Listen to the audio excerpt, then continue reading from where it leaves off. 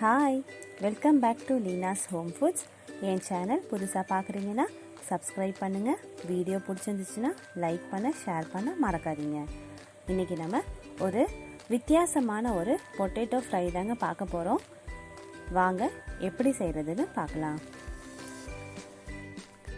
20 வரமிளகாய் இன்றைக்கி நான் எடுத்திருக்கேங்க. இந்த வரமிளகா காரம் கம்மியாக இருக்குது, அதனால் நான் 20 எடுத்திருக்கேன். இதை சுடு தண்ணியில் நல்லா ஊற வச்சுக்கோங்க. ஒரு கை அளவுக்கு சின்ன வெங்காயம், 1/2 கிலோ அளவுக்கு உருளைக்கிழங்கு தோல் சீவி இந்த மாதிரி தண்ணியில் போட்டு வச்சுக்கோங்க. இது எப்படி அரியணும்னா இந்த மாதிரி ஹாஃபாக வெட்டிக்கோங்க. மறுபடியும் அதை ஹாஃபாக வெட்டிட்டு இந்த மாதிரி 2 ஸ்லைஸாக போட்டுருங்க. அப்போ மொத்தம் ஒரு பாதியிலேருந்து நமக்கு 6 பீஸ் கிடைக்கும். அதே மாதிரி எல்லா உருளைக்கிழங்கையும் வெட்டி எடுத்து வச்சுக்கோங்க. இப்போது மிக்ஸி ஜாரில் நம்ம சுடு தண்ணியில் ஊற வச்ச வரமிளகாவை சேர்த்துருக்கோம். இதோட சின்ன வெங்காயம், இந்த உருளைக்கிழங்கு ஃப்ரைக்கு தேவையான அளவு உப்பு,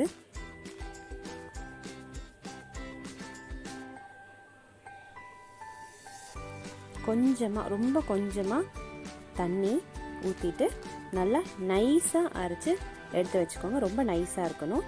இப்போ நம்ம அரிஞ்சு வச்சுருக்கோம்ல உருளைக்கிழங்கு, அதோட நம்ம அரைச்சி வச்சுருக்க பேஸ்ட்டையும் போட்டு நல்லா மிக்ஸ் பண்ணி இந்த மாதிரி வச்சுக்கோங்க. உப்பு செக் பண்ணிக்கோங்க. உங்களுக்கு காரம் கம்மியாக வேணும்னா வரமிளகா கம்மியாக சேர்த்துக்கோங்க. அப்படி இல்லைன்னா ஜாஸ்தி சேர்த்துக்கோங்க. நான் யூஸ் பண்ணியிருக்கிற வரமிளகா காரம் இல்லாதனால தான் நான் அவ்வளோ சேர்த்துருக்கேன். அதனால் நீங்கள் பார்த்து எடுத்து வச்சுக்கோங்க.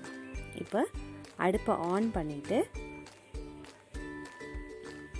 இந்த உருளைக்கிழங்கு வேகிற அளவுக்கு மட்டும் தண்ணி ஊற்றிக்கோங்க.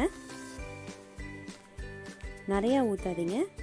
தண்ணி இந்த உருளைக்கிழங்கு வேகிற அளவுக்கு மட்டும்தான் தண்ணி இருக்கணும். இப்போது உருளைக்கிழங்கு நல்லா வெந்துட்டுருக்கு.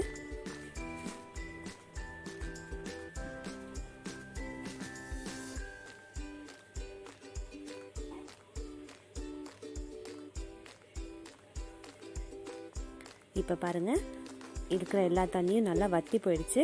நம்ம உருளைக்கிழங்கும் நல்லா வெந்துருச்சு. ஒரு பீஸ் எடுத்து நீங்கள் ஒரு ஃபோர்க் வச்சு நல்லா உடச்சி பாருங்கள் உருளைக்கிழங்கு வெந்திருக்கா அப்படின்னு. வேகலைன்னா மறுபடியும் கொஞ்சமாக சுடு தண்ணி ஊற்றி அதை வேக வச்சுக்கோங்க.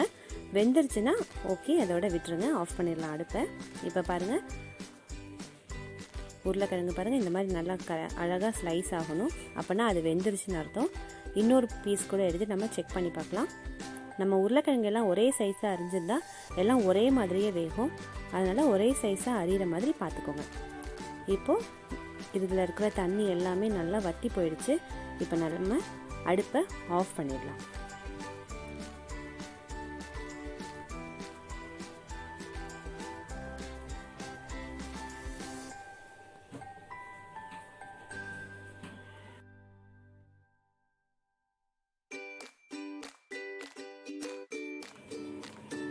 இப்போ ஒரு கடாயில் எண்ணெய் விட்டுக்கோங்க. உங்களுக்கு என்ன எண்ணெய் யூஸ் பண்ணுறீங்களோ அதை சேர்த்துக்கோங்க. நான் தேங்காய் எண்ணெய் யூஸ் பண்ணியிருக்கேன். இதில் கொஞ்சமாக கருவேப்பிலை போட்டுக்கோங்க. கடுகு வேண்டாம், வெறும் கருவேப்பிலை மட்டும் போட்டால் போதும். கருவேப்பிலை பொரிஞ்சோடனே நம்ம வேக வச்சு எடுத்து வச்சுருக்கிற உருளைக்கிழங்கை இதில் சேர்த்து அடுப்பை சிம்மில் வச்சு நல்லா ஃப்ரை பண்ணி இருக்க போகிறோங்க. சிம்மில் வச்சுக்கோங்க. சிம்மில் வச்சு தான் ஃப்ரை பண்ணணும். பாருங்கள், இப்போது நம்ம ஃப்ரை பண்ணியிருக்கோம். இதில் கொஞ்சமாக பெருங்காயத்தூள் போட்டுக்கோங்க. பெருங்காயத்தூள் போட்டு நல்லா மிக்ஸ் பண்ணி எடுத்துக்கோங்க. அடுப்பு ஃப்ரை ஆகிற வரைக்கும் சிம் டு மீடியம் அதுக்குள்ளே தான் இருக்கணும். இப்போது நம்மளோட போட்டிருக்க மசாலா எல்லாம் நல்லா பிறண்டு வந்துடுச்சு பாருங்கள் உருளைக்கிழங்குல. அவ்வளோதான், நம்மளோட உருளைக்கிழங்கு ஃப்ரை ரெடி ஆயிடுச்சு. உப்பு டெஸ்ட் பண்ணிக்கோங்க. உப்பு இல்லைன்னா பார்த்துட்டு நீங்கள் போட்டுக்கோங்க. இதை ட்ரை பண்ணி பாருங்கள். பிடிச்சிருந்துச்சுன்னா கண்டிப்பாக லைக் பண்ணுங்கள், ஷேர் பண்ணுங்கள், மறக்காமல் சப்ஸ்கிரைப் பண்ணுங்கள். டேஸ்ட் பண்ணி பார்த்துட்டு மறக்காமல் எப்படி இருக்குன்னு சொல்லுங்கள். பாய்.